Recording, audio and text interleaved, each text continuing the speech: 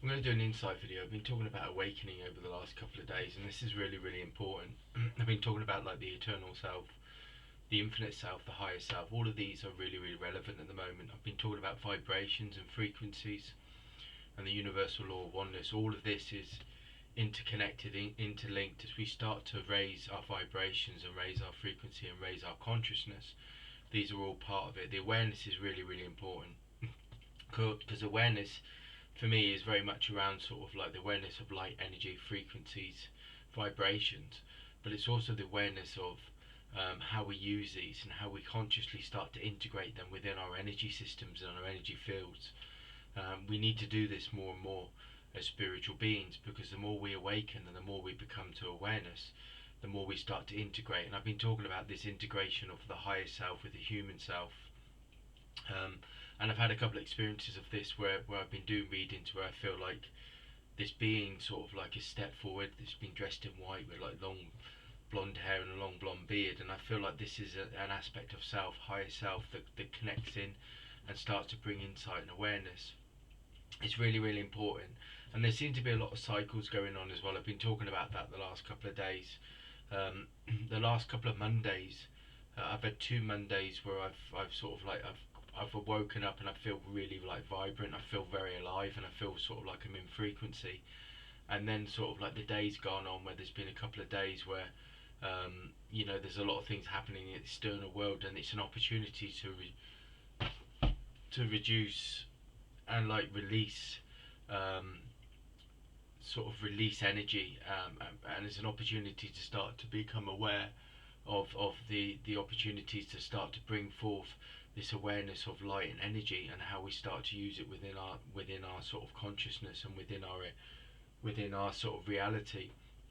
Um, it's very, very important with the eternal self and the eternal moment that we start to realize this, that there is no separation, there is only connection, there is only alignment. And this is what the masters are teaching us, and this is what the masters are bringing us, this insight and the awareness that we have an eternal moment. And the eternal moment says, like Eckhart Tolle, I've talked about this, like the power of now, where he's talking about being in the moment, being present, and having the ability to use your energy, and that allows us to shift, change, dissolve, release, transmutate, and transform. And this is really, really important at the moment. I keep talking about these and the universal law of rhythm when I was talking about the last couple of Mondays, where I felt like there's an opportunity where things have come forward, and the day started off really, really well. But these have been opportunities of shifting of energy, shifting of energy to a new frequency. And when we have thick times that are challenging, that's asking us to go into that eternal moment, to go into that eternal vibration, that oneness vibration, so we can start to shift, change reality, and move through it. Each and every one of us has the ability, consciously, when we're aware, to shift and change reality and create it and manifest it through the law of attraction. And this is what this sort of eternal moment is telling me. It's telling me that there can be an eternal moment with each and every one of our consciousness and our lives and our energy and our vibration, that we can create, and be connected into that eternal moment, that eternal self. And what we can do is then we can literally just move through anything that comes. We can dissolve and remain in a higher frequency, in a higher vibration. And this is what this time's about, is moving into higher vibrations and higher frequencies, higher spiritual vibrations, higher spiritual frequencies. And again, this connects us to the universal law of oneness, but it also connects us to the infinite realms and dimensions of light. And this is where the masters and the teachers and the guides are. And they're sort of like, I want to say the words waiting in the wings. So again, I feel this is, when I say that waiting in the wings, it's very much like that says to me, I need to mention like angels as well, because the fact that they've said wings is related and linked to angels. So I feel like the archangels as well are waiting in the wings as such. And what we need to do is just connect to it. We need to connect to these vibrations, and awareness is the key. And as I talk about awareness is the key, I see like a gold key, or I see like a white key, and then you connect it, you sort of put it in a lock, you open up a door, and the door is consciousness, the door is awareness, the door is a new sort of way of sort of like of wisdom, truths and again they're talking about like eternal truths. I talked about yesterday. I talked about the ascended Master Jesus, and I talked about the three statements of the I am presence, where I am the light, I am the way, I am the truth. All three of those are part of universal consciousness. All three of those are part of this, you know, ultimate truth, ultimate wisdom. And I feel also when I'm connecting into this, I want to talk about like I was directed to Melchizedek yesterday, and Melchizedek is this universal teacher, universal guide, and people talk about the order of Melchizedek, but the order of Melchizedek is very much around, you know, universal truth, the ultimate truth, the ultimate wisdom, uh, and many people work with that, work with this. When I see Melchizedek, I see him with long white hair, long white beard, piercing blue eyes, and a deep, rich purple sort of robe. And this deep, rich purple colour, I've seen this a lot around there, but it's a really dark sort of like purpley colour, and it's very much around sort of like um, ancient wisdom, ancient knowledge, ancient, but it's not ancient because it's all part of the one.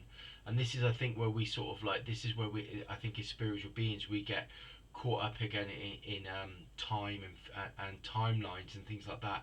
When the spirit world don't work in timelines, they work in one vibration, one frequency. So what was then is now, and what was available then is available now. And this is the shift in sort of like consciousness, the shift in awareness. You know, we talk about Lemuria, we talk about Atlantis. They're not things of the past. They're still living vibrations. They're still living frequencies. And this is why many people can now, as they shift and change, are able to access that lost knowledge. And it's not even lost. See, again, I'm saying lost. These are human terms. These are human sort of labels when they're not actually lost. Anything that was created, vibration and frequency, when we're in that eternal moment, they're able to access. And this is sort of like connects also to what people call the Akashic records, where they go back through time and they're able to go to this great library and access information and you know, information, experience from different incarnations, different sort of times and frequencies. And this is all this kind of thing that's going on at the moment. This is why this eternal moment is so important, because, and the eternal self, because this notion of the eternal self and the eternal moment is there's no separation. And this is the key to shifting and changing, because what we can do is we can harness and anchor vibrations of frequency, high vibrations, high frequencies of spiritual times that have not gone. They're still here now. And this is the eternal truth. This is part of the eternal wisdom, and this is the universal wisdom that each and every one of us have the ability to access that. And whatever was created in the eternal moment, or a part of, you know, the source energy, it can still be accessed now. And this is why we're seeing things like, they talk about telos, and they talk about the fifth dimensional reality, and they talk about Lemurian sort of consciousness coming back in Lemuria and Atlantis consciousness. They're not coming back, they've always been here. The difference is that we've not been aware, we've not been had the conscious to have the awareness to know that in the eternal moment these things are accessible.